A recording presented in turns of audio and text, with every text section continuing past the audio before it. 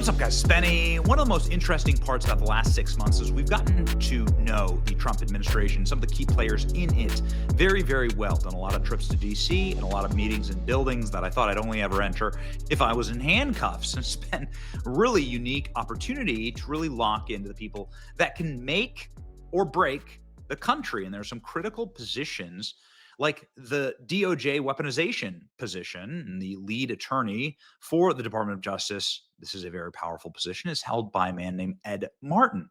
Ed Martin is the man standing right here in the road in the trench coat. He's someone you shouldn't sleep on. You should pay attention to his name. Not only does he look like a hard-boiled, hard-scrabble private detective, gumshoe level Dick Tracy. He's always wearing this trench coat, by the way. But he's also one of those guys who just isn't going to accept the narratives about him. They were able to rip him out of his position as the DC chief prosecutor for the federal government. And now, well, he's moved over to the DOJ. And this is him inspecting the home of Letitia James. Letitia James, of course, the Attorney General for New York, who attacked President Trump for defrauding the people of New York. Turns out that she's been defrauding the people of New York as well. DOJ Special Attorney Ed Martin checks out Letitia James's mortgage fraud home after being tapped for probes. Department of Justice Special Attorney Ed Martin spotted in Brooklyn just this last Friday inspecting Tish James's multifamily residential property that is at the center of a federal mortgage fraud investigation. Martin, conspicuous in a beige trench coat, visited the Clinton Hill brownstone a week after being appointed by Attorney General Pam Bondi to run parallel mortgage fraud probes into the New York Attorney General and her fellow Trump-deranged Democrat Adam Schiff. This is not the man you want running these operations. Not only is he incredibly based, but he is one of these guys who just has an incredible career in prosecutions. And it turns out that it's not just Tish James or Adam Schiff's houses that are under investigation, something that is near and dear to our heart. We learned, based on an interview that Ed Martin did just yesterday, that the January 6th committee is potentially under investigations. They didn't get enough pardons, he says. DOJ weaponization head Ed Martin teases more info on Schiff and people connected to January 6th committee. Ed Martin, director of the Department of Justice Weaponization Working Group, appeared on Fox's Sunday Morning Futures with Maria Bartiromo. On Sunday, Martin looking into the case referring to DOJ, Adam Schiff, and Letitia James for mortgage fraud. And we've covered those cases pretty extensively. During the discussion with Bartiromo, Martin said that they were working to hold people accountable. He dropped some interesting information about Schiff, saying that Adam Schiff is going to see Schiff hit the fan very, very soon in his case.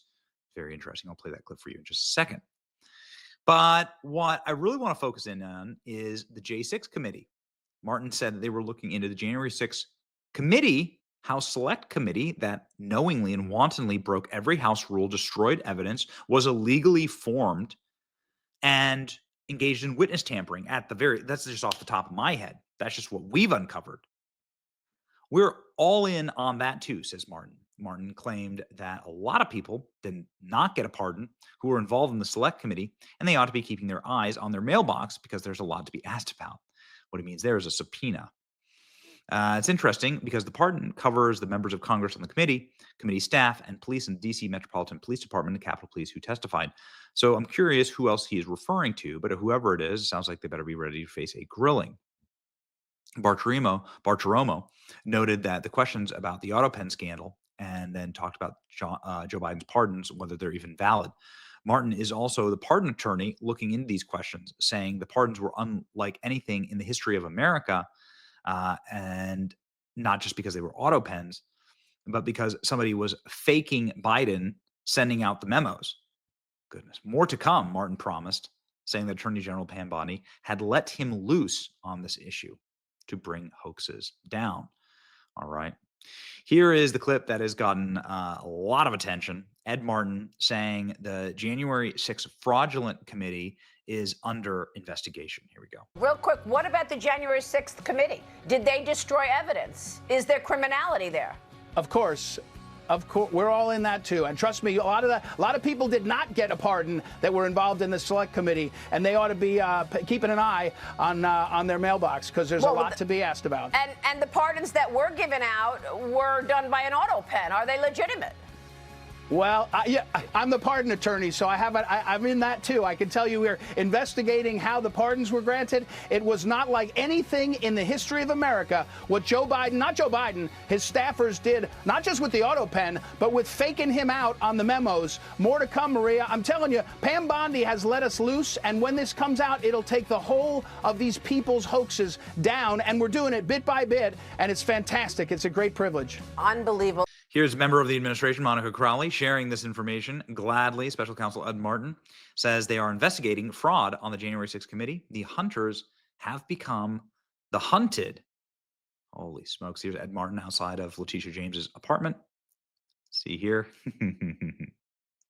One of the locals are not happy. This is hilarious. So one of the locals is yelling at Ed Martin. Bad idea. Ed Martin, Tucker segment. Says that he's all in on the J6 and pipe bomber stories. He discussed the revolving door between the government and various corrupt networks jailing January 6 protesters who simply trespassed. Ed Martin is incredibly base. He tells Ms. Colonnese that he's working closely with Dan Bongino on the J6 pipe bomber case, and J6ers who were inappropriately overcharged. These pardons that happened for the J6ers came from Ed Martin. So we'll be waiting. J6 pipe bomber information. More is coming. Better lawyer up. Here we go. So Ed Martin is saying that Adam Schiff also has some major problems ahead. This is going to be a massive, massive fall. Hear me now. We know some things are cooking right now. It's going to be ready. You better lock in and lock up, because people like it. We haven't been wrong about this. They're not lying when they say that they are going to destroy these people. Everyone involved in the J6 committee needs to be investigated. The entire internet is cheering this.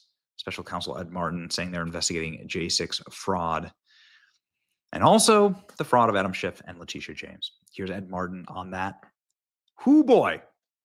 Get ready. Get ready. It's heating up. The hunters have become the hunted. Here you go.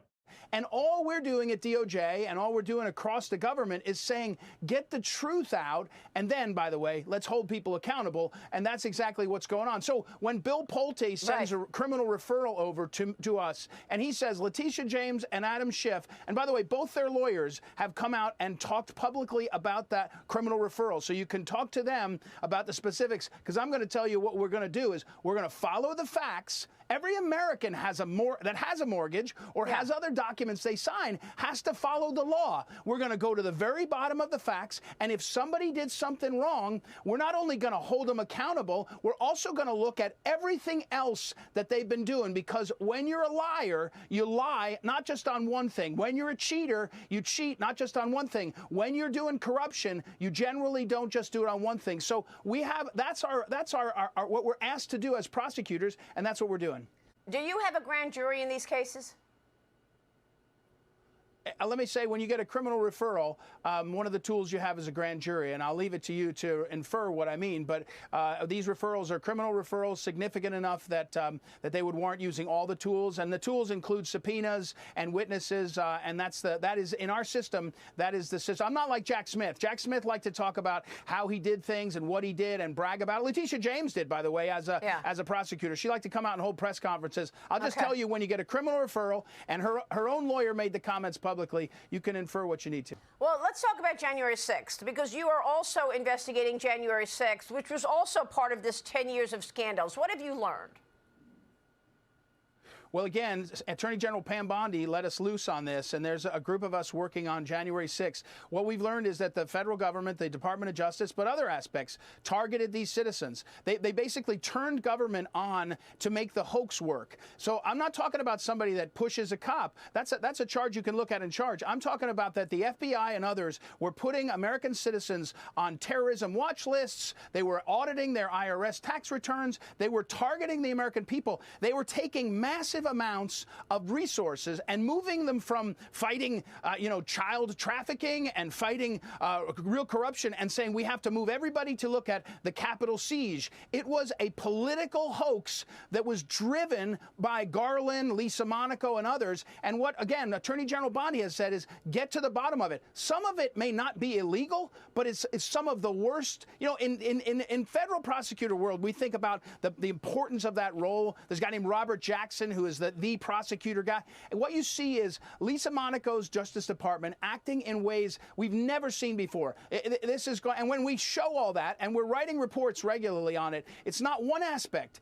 The federal court system was used in a way. The jails were used in a way to punish people. It's foreign. They didn't do this to the terrorists after 9/11, and they were doing it to American citizens. So that's a fulsome investigation on January 6th, and it will make clear the hoax, which is really the 2020 election hoax. We were told we couldn't talk about it because of January 6th, and the whole thing is falling apart, Maria, and it's going to get to the bottom, and the players are always the same. It's always the same. The same people on December 9th, 2016, in the Situation Room in Obama's White House are playing the same game all these years.